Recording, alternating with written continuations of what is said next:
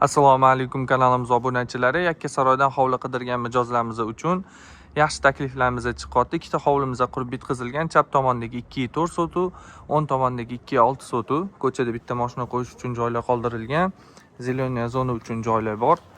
Keng hovli qilingan. 2,6 sotudan maksimum foydalaningga ikkita mashina olib kirib qo'ysanglar bo'ladi. Navisimizdan tagiga chap qo'limizda asosiy uyimizga kiradigan eshik. O'rtada zeleniya zona uchun joy qoldirilgan. Bu yoq tomonimizda zal.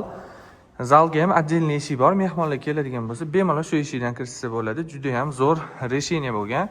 Bu yoq tomonda yozgi oshxonamiz joylashgan. Oshxonani qaranglar, fayzli bo'lgan. Stollar qo'yib, yozda maza qilib o'tirishingiz uchun joylar qoldirilgan. Narxi juda ham yaxshi narxda chiqadi. Hozirgi kunda bozordagi narx 2,6 soti uchun 6 ta xona. Binomizda 370 kvadrat jiloy maydonga ega. Xonalar keng, yaxshi qilingan. Bitta oila maza qilib yashashi uchun hamma sharoitlar bor. Eshikdan kirishimiz bilan shunaqa atmosfera kutib oladi. Odam ko'zini charchatmaydigan ranglardan foydalanilgan. Chap qo'limizdan boshlaymiz. Birinchi xonamiz birinchi qavatga tegishli spalni. Yosh kattalar bo'ladigan bo'lsa, ikkinchi qavatga qiynalib ko'tarilib o'tirishmaydi. Shu yerda o'zidan foydalanishsa bo'ladi. Televizor qo'yish uchun joylar qoldirilgan. Umumiy sanuzel keng qilingan. Va bu yoq tomonda garderob uchun ham joylar qoldirilgan. Eshikdan kirganda garderob uchun joy hozirgi ko'p klientlarimizning talabi. Bu xonamiz oshxona. Panoramli oynalar qoldirilgan.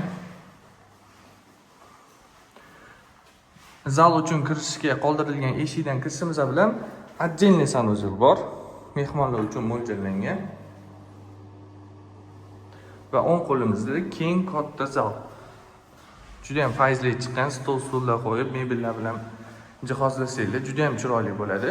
Sizlarga uyimizning ikkinchi qavatini ko'rsatib o'taman. Ikkinchi qavatga lestnitsadan chiqishimiz bilan shunaqa atmosfera kutib oladi. Chap qo'ldagi birinchi xonamizning eshiklari oynali. Unga sabab bu xonamizda malli zal. Agar o'g'linglar uylantiradigan bo'lsanglar, kelin uchun xona kerak bo'lsa, kelin uchun mo'ljallangan zal. Отопление cho'qli pol sistemalari qilingan. O'ng qo'limizda to'ridagi xona.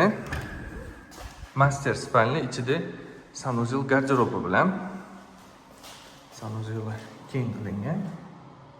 Va garderob. Ozgina mayda-chuyda ishlari qolgan, inshaalloh bitkazib beriladi. Garderobi ham bor. Ikkita bolalar yotoqxonasi va o'rtada sanuzel joylashgan.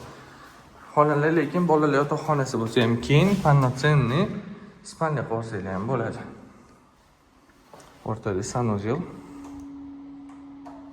Yana bitta xona. Bu xonamiz ancha keng. Sizlarga uyimizning podval qismini ko'rsatib o'taman. Lesnitsadan podvalga tushganimizda meshkomnatni kichkina hol qoldirilgan. Bitta xonamiz keng, katta bo'lgan. Полноценный oynalar ham qo'yilgan. Bemalol shu yerda televizorlar qo'yib, divanni zona qilib, dam olish xonasi qilib qo'ysanglar ham bo'ladi. Keyingi eshigimiz kachol joylashgan xona va yana bitta xonamiz bor. Uyimizning narxini videoning obloshkasining ustiga katta qilib yozib qo'yamiz. Nomerni yozib qoldiraman. Bemalol murojaat qilishingiz mumkin.